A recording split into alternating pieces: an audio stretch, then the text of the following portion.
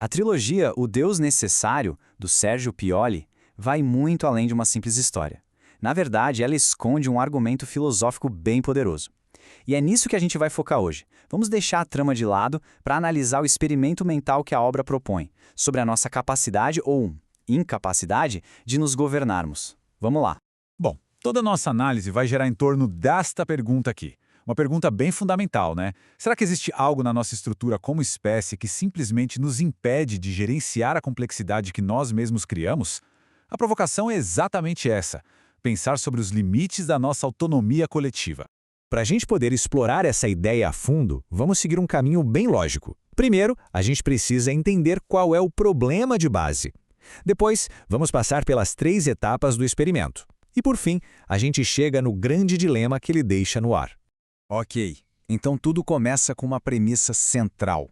A ideia é de que existe um tipo de problema que vai além da política, da filosofia ou da economia. Nenhum desses campos, sozinho, parece conseguir dar conta do recado. E o ponto crucial é este aqui. O argumento não está falando de uma falha moral, sabe? Não é sobre corrupção ou maldade. A coisa é mais profunda. O que se aponta é um limite de funcionamento. Um limite funcional. É quase como se fosse uma lei da física social. Uma incapacidade de dar conta da gente mesmo na escala que atingimos. Mas por que esse problema existe? A questão é que não é uma coisa só. É a soma de vários fatores, do jeito como a gente opera. Nossas decisões são totalmente pulverizadas, cada um decide uma coisinha. Os incentivos de um grupo entram em conflito com os de outro. A gente está sempre pensando no curto prazo. E no fim, temos uma dificuldade imensa de enxergar as consequências lá na frente, antes que seja tarde demais.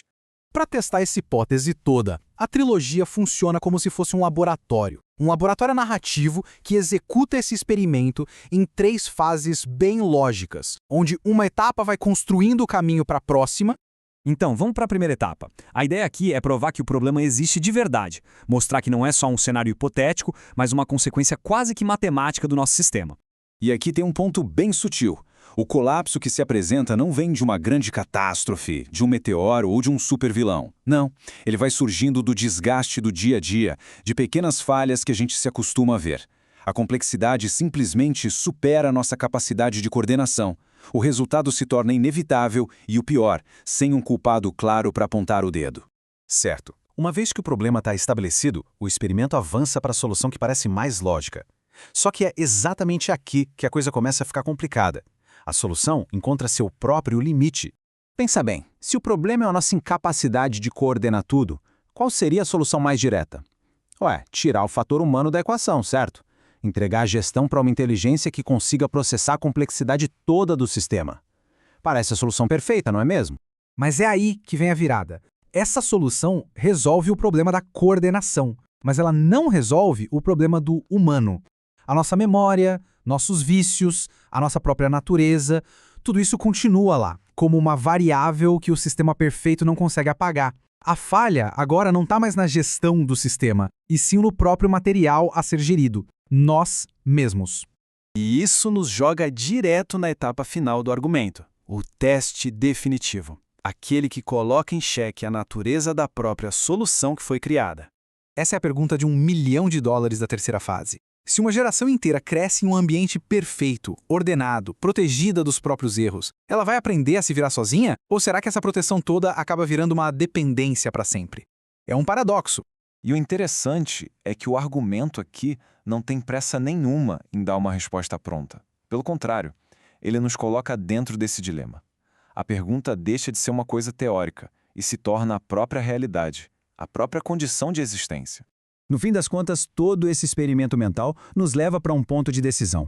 Uma escolha fundamental, que não tem resposta fácil, nem certa, nem errada. A escolha final pode ser resumida de um jeito bem direto. De um lado, o que se tem? Um mundo com paz, com segurança, com a sobrevivência da espécie garantido. Do outro lado, o que se perde? A autonomia coletiva. A liberdade de cometer os próprios erros e de aprender com eles. Então, fica a questão: o que, afinal, tem mais valor? E, para fechar, a pergunta que o experimento deixa no ar é essa aqui. A discussão não é para saber se o sistema é bom ou ruim. É para se perguntar se o resultado final dessa ordem perfeita, se isso ainda pode ser chamado de humano. É uma questão para a gente levar e pensar a respeito.